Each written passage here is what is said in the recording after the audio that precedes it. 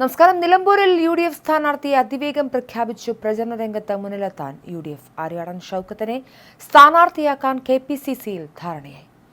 ഷൗക്കത്തിന്റെ പേര് മാത്രമായി AICC കൈമാറാനാണ് ശ്രമം നടക്കുന്നത്. VS ജോയുടെ പേര് നേരത്തെ ഉയർന്നെങ്കിലും KPCC അധ്യക്ഷനായി സണ്ണി ജോസഫ് എത്തിയതോടെ മുസ്ലിം പ്രാതിനിധ്യം കണക്കിലെടുക്കാൻ KPCC തീരുമാനിക്കുകയായിരുന്നു.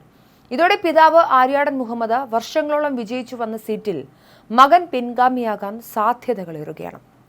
തന്നെ സ്ഥാനാർത്ഥിയാക്കണോ എന്ന് തീരുമാനിക്കേണ്ടത് കോൺഗ്രസ് ഹൈക്കമാൻഡാണെന്ന് ആര്യാടൻ ഷൗക്കത്ത് പ്രതികരിച്ചു.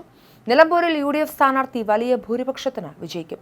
ഭൂരിപക്ഷം എത്രയെന്ന് പ്രവചിക്കാനില്ലെന്നും ആര്യാടൻ ഷൗക്കത്ത് മാധ്യമങ്ങളോട് പറഞ്ഞു.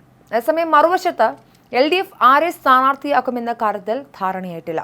UDFന്റെ സ്ഥാനാർത്ഥി പ്രഖ്യാപനം വന്നതിനു ശേഷം സാമുദായിക പരിഗണനകൾ കൂടി പരിഗണിച്ച് പൊതുസ്വതന്ത്രനെ അടക്കം LDF തേടുന്നുണ്ട്. LDF സ്ഥാനാർത്ഥി ചർച്ചകൾ 6 പേരുകളിൽ ചുറ്റിപ്പറ്റിയാണ് നടക്കുന്നത്. മുൻപ് ആര്യാടൻ മുഹമ്മദിനെ നേരിട്ട് റിട്ടയർഡ് അധ്യാപകൻ പ്രൊഫസർ M. തോമസ് മാത്യു, മുൻ ഫുട്ബോൾ താരം U. അഷ്റഫ് അലി, DYFI ജില്ലാ പ്രസിഡന്റ് P. ഷബീർ, നഗരസഭാ ചെയർമാൻ മാട്ടുമൽ സലീം, ആരോഗ്യവകുപ്പിൽ പ്രവർത്തിക്കുന്ന ഡോക്ടർ ഷിനാസ് ബാബു, CPM ജില്ലാ കമ്മിറ്റി അംഗം VM ഷൗക്കത്ത് എന്നിവരാണ് LDF സ്ഥാനാർത്ഥി ചർച്ചകളിൽ പരിഗണനയിലുള്ളത്.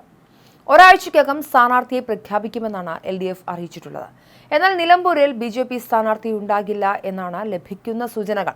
സ്ഥാനാർത്ഥിയെ നിർത്തേണ്ടതില്ലെന്ന് BJP കോർ കമ്മിറ്റിയിൽ ഭൂരിപക്ഷ അഭിപ്രായം ഉയർന്നതായും വാർത്തകളുണ്ട്. നിലമ്പൂരിൽ പണവും അധ്വാനവും കളയേണ്ടതില്ല എന്നാണ് നേതാക്കളുടെ അഭിപ്രായം. മറ്റ് സ്ഥാനാർത്ഥികളെ നോക്കി ആവശ്യമാണെങ്കിൽ മാത്രം പുനരാലോചന നടത്താനാണ് തീരുമാനം. ക്രിസ്ത്യൻ സമൂഹത്തെ തഴയുകയാണെങ്കിൽ പുനരാലോചിക്കാനും സാധ്യതകളേറെയുണ്ട്. ഇപ്പോഴത്തെ ഫോക്കസ് പഞ്ചായത്ത് തെരഞ്ഞെടുപ്പാണെന്ന് BJP സംസ്ഥാന അധ്യക്ഷൻ രാജീവ് ചന്ദ്രശേഖർ പറഞ്ഞിരുന്നു. വരാൻ പോകുന്ന MLAക്ക് 6 മാസം മാത്രമല്ലേ കാലാവധിയുള്ളൂവെന്നും സ്ഥാനാർത്ഥിയെ നിർത്തുമോ എന്നും ചർച്ച ചെയ്ത് തീരുമാനിക്കുമെന്നുമാണ് അദ്ദേഹം പറഞ്ഞത്. അതേസമയം നിയമസഭാ തെരഞ്ഞെടുപ്പിന് തൊട്ടുമുമ്പ് നടക്കുന്ന തെരഞ്ഞെടുപ്പ് എന്ന നിലയിൽ LDFനും നിർണായകമാണ് ഈ തെരഞ്ഞെടുപ്പ്. ഭരണവിരുദ്ധ വികാരമില്ലെന്ന് തെളിയിക്കാൻ വിജയം LDFന് അനിവാര്യമാണ്.